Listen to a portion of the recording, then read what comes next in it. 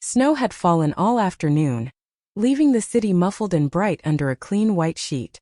On Christmas Eve, Amara Dubosi, 30 years old, black, and the hard-edged CEO of a thriving tech company, stood alone at the floor-to-ceiling windows of her penthouse, staring down at the jeweled streets.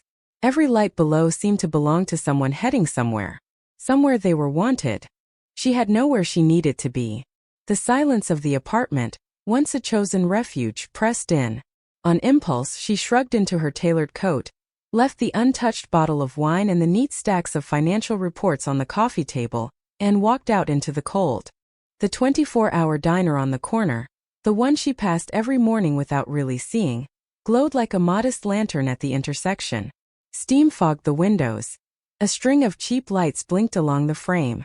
Inside, only a weary waitress refilling sugar dispensers and an old man with a newspaper and bottomless coffee occupied the room. Amara slid onto a stool at the counter and ordered a coffee she didn't want, more to justify her presence than from any desire for caffeine.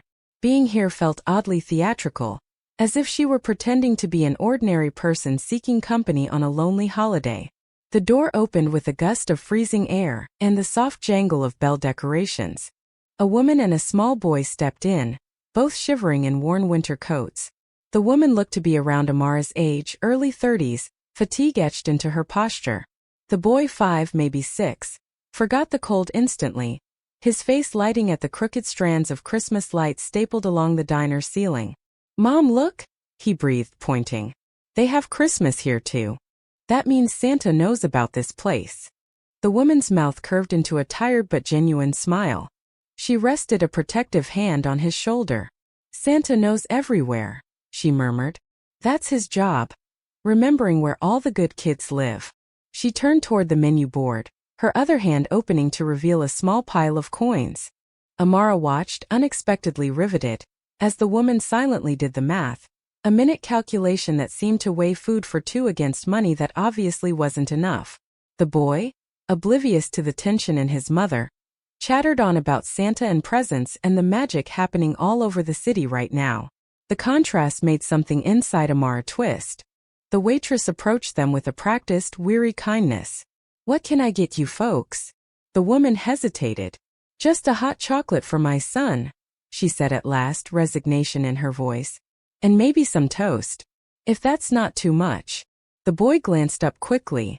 "Aren't you hungry, Mom? You didn't eat lunch." His quiet concern landed harder on Amara than she'd have expected. While she'd been brooding in an apartment worth more than most people would see in a lifetime, this woman was debating whether she could afford bread on Christmas Eve. Before she could talk herself out of it, Amara straightened on her stool. "Excuse me," she said to the waitress, nodding toward the pair. "Put whatever they order on my tab, and bring them a full meal. Both of them," she added almost awkwardly. "It's Christmas Eve. Nobody should go hungry." The woman turned, startled. Her expression held gratitude tangled up with pride. "That's very generous," she said carefully. "But we're okay. I can pay for what we ordered." "I'm sure you can," Amara replied, her tone softer than anything she used in a boardroom. "But do me a favor and let me do this. I chose to spend Christmas Eve alone, and I'm reconsidering that choice. Buying you dinner makes me feel a little less pathetic about it." A faint self-mocking smile. "Call it an even trade instead of charity." The boy tugged at his mother's sleeve, clearly lobbying on Amara's behalf. After a moment, the woman's resistance eased. She nodded and her tired face warmed. "Thank you," she said simply. "Really. I'm Mary. This is my son, Miles. We appreciate it more than you know."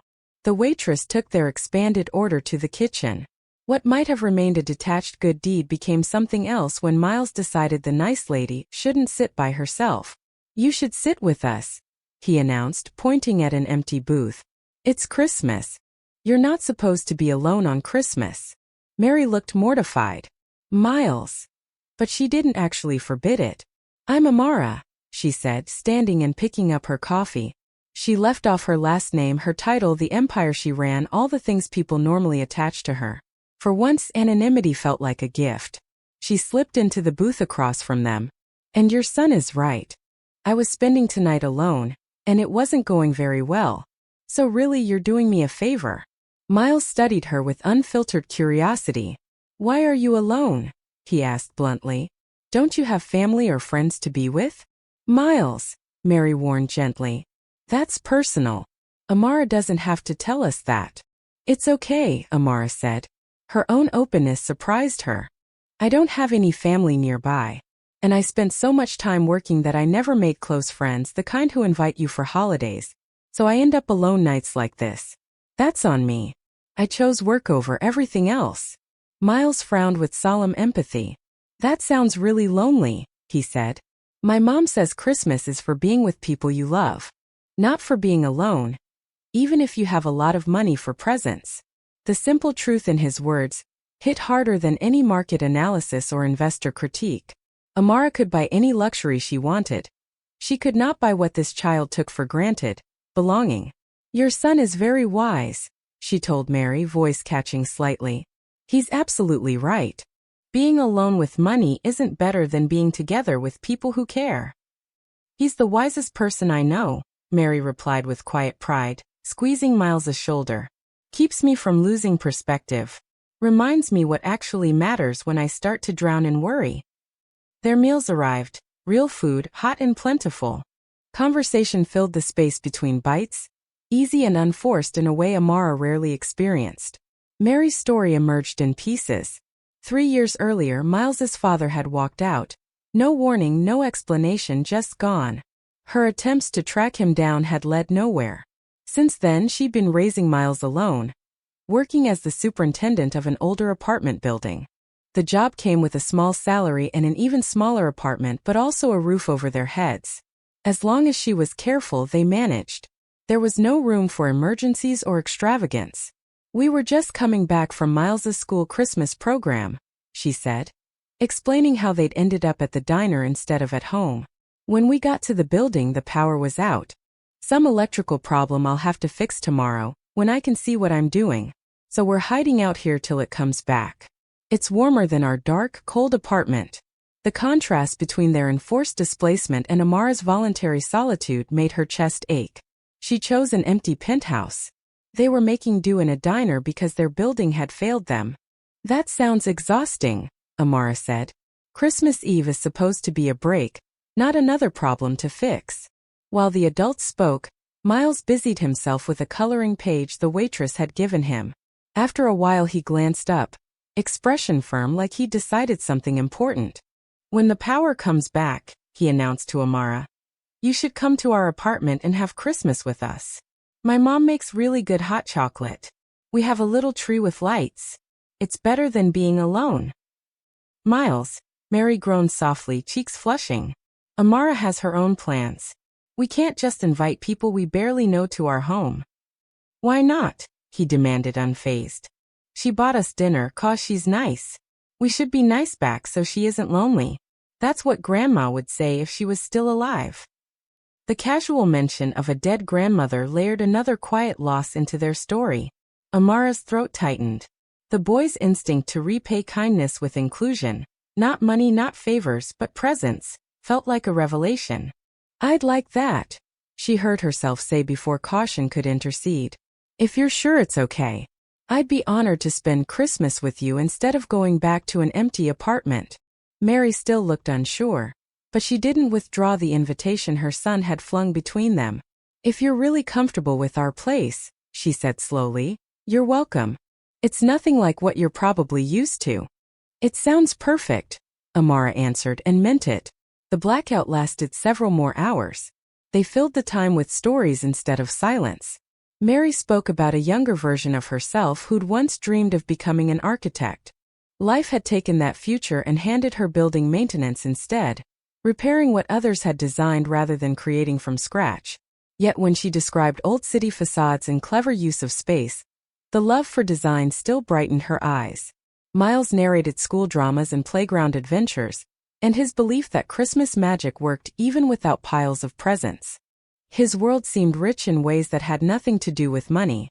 By the time the power company's robocall notified Mary that electricity had been restored, the three of them felt less like strangers and more like something tentative but real.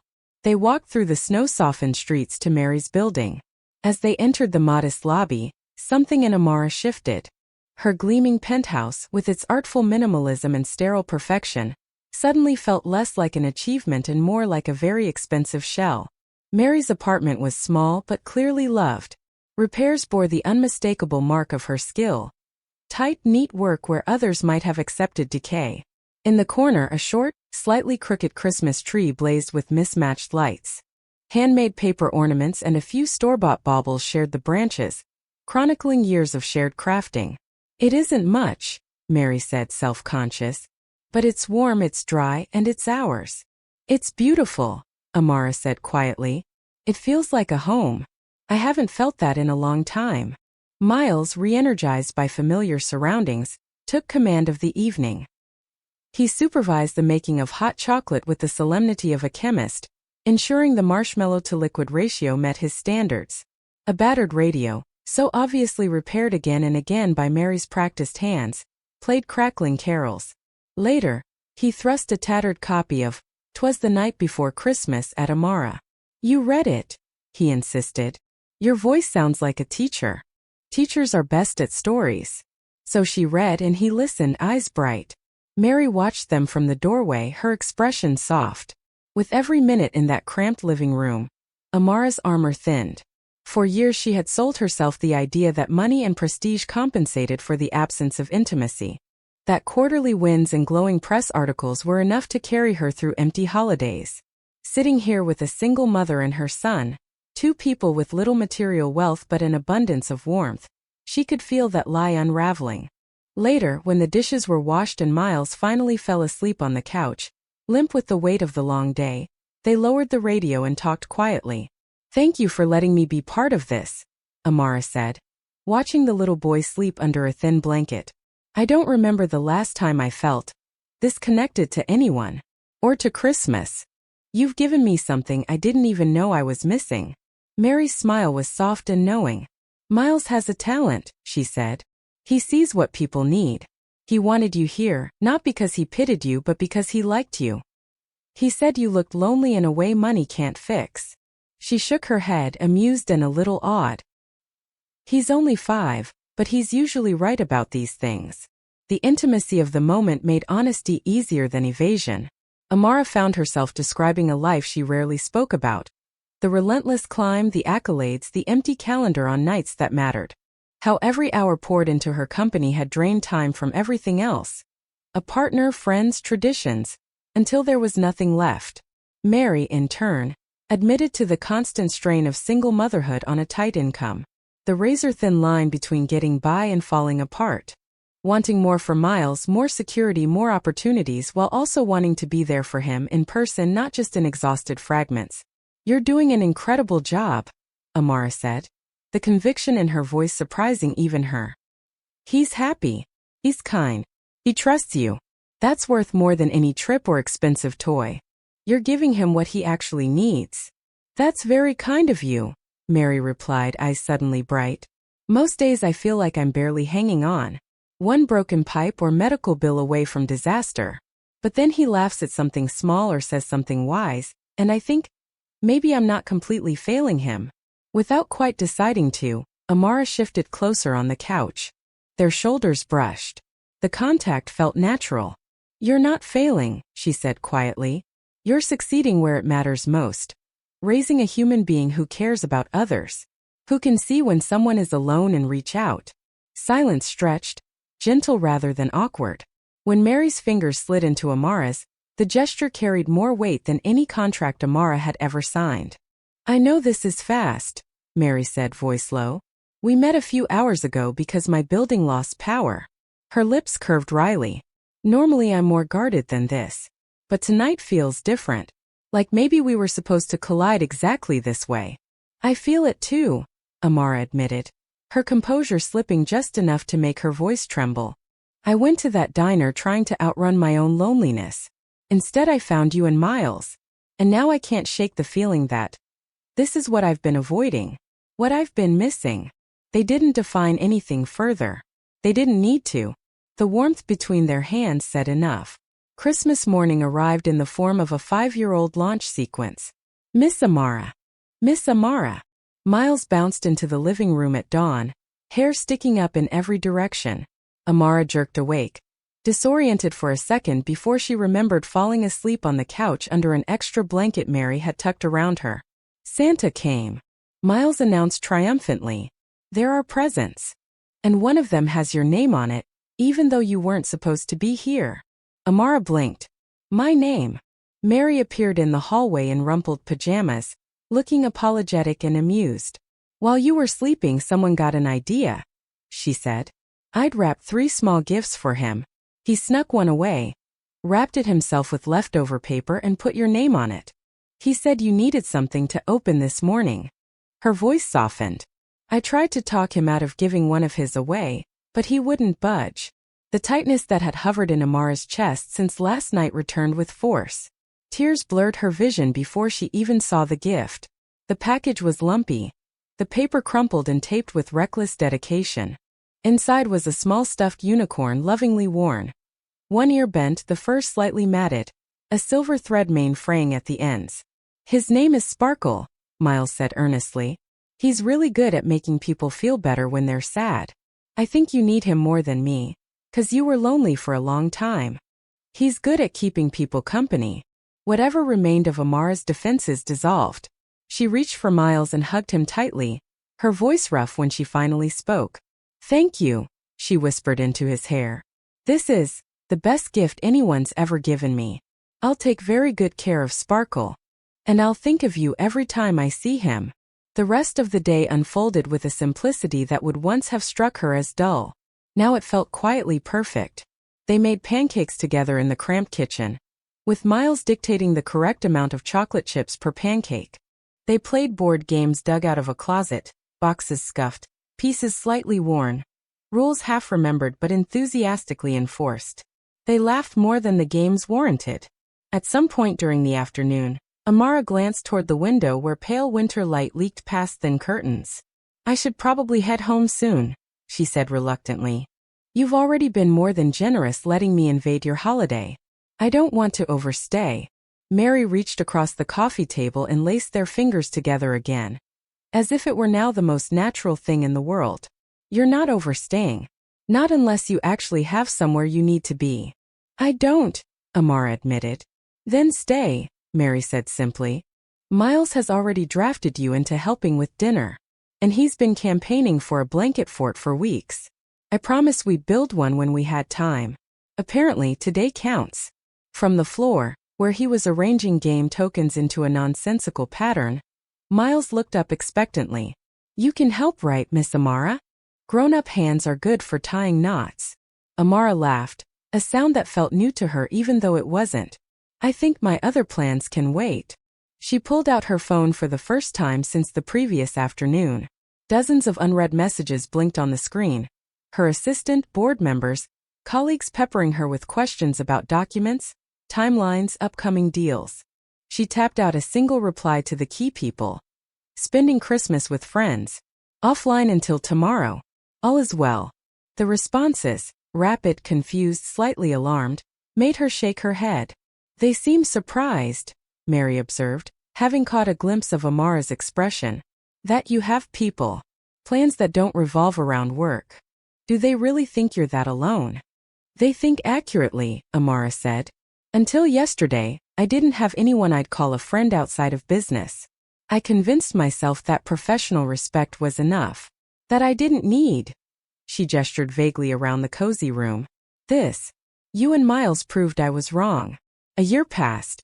On the next Christmas Eve, Amara stood not in a penthouse, but in the polished lobby of the Dubois Hayes Community Center, the air humming with voices and the smell of new paint. The center, funded by her company and designed with Mary's input, existed for people like Mary had once been.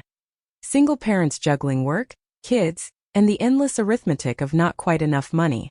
There were childcare rooms, job training offices, counseling spaces, a play area. Above the main entrance, a metal plaque caught the light from the tall windows. It read, For those who once felt lost, may you always find your way home. Mary stood on one side of Amara, dressed in a simple dress and scuffed boots, looking both proud and overwhelmed. On Amara's other side, 6-year-old Miles bounced in place, a badge reading Special Helper pinned crookedly to his shirt. A local reporter, microphone in hand, elbowed through the crowd toward them. "Ms. Dubosi," she began, angling the mic, "you're known as one of the city's most successful young CEOs. What do you attribute your success to? Vision? Discipline? Innovation?" The question invited the usual polished answer. Instead, Amara's fingers curled around Mary's without thinking. "Someone once taught me that real strength is helping other people believe in themselves," she said, projecting clearly for the watching cameras. "And that success isn't about net worth or market share. It's about whether you make it easier for others to become the best version of themselves." She turned, eyes finding Mary's. The love and history of the past year. Shared meals, evenings fixing things together at the building, countless small moments with Miles, rested openly in her gaze. "She taught me that," Amara continued, nodding toward Mary. "Watching her love and fight for her son. Watching her open her home to a stranger on Christmas Eve. I realized that without connection, wealth is just very expensive loneliness." The crowd murmured, some people blinking away tears. Before anyone could respond, Miles stepped forward, clearly bored with adult sentimentality. "So now that you two have been remembering each other forever," he announced loudly, misusing the phrase with complete confidence, "can it be official? 'Cause everyone at school asks if Miss Amara is my other mom, and I keep saying almost, and it's confusing." The room erupted in laughter. The event's formal tension shattered under the force of a child's plain demand. Amara's eyes filled. Mary slipped an arm around Miles and another around Amara, pulling them both close. She lowered her voice for their ears alone, though anyone nearby could see the emotion in her face. "He's not wrong," she said, half laughing, half crying. "We've been a family for a year now. Maybe it's time we call it what it is." Words caught in Amara's throat, but her nod was answer enough. Tears spilled unheeded. Miles squealed, triumphant. "Finally!" he shouted, twisting to face the small crowd that had gathered. "Now I can tell everyone at school that Miss Amara is my other mom. And my mom's not lonely anymore." Applause rippled through the lobby, warm and genuine. Phones rose to capture the moment. What might have been remembered as just another corporate ribbon cutting transformed into something else. The public naming of a family that had quietly formed from chance, kindness, and a boy's refusal to let a stranger spend Christmas alone. The three of them stood beneath the plaque's inscription, framed by the bustle of opening day. Beyond the wide glass doors, afternoon light slanted golden over the snowy street, as if the sky itself had been painted for this occasion. Mary's hand clasped Amara's. Miles bounced between them, beaming with the unshakable certainty of a child who believes stories should end well, and when they don't, should be pushed that way. Once, on a different Christmas Eve, a CEO had gone out into the snow to avoid her own emptiness. A little boy had seen her sitting alone and decided that wasn't acceptable. Now, in the bright heart of a building meant to keep others from being lost, they stood together. Two mothers and the child who had brought them home.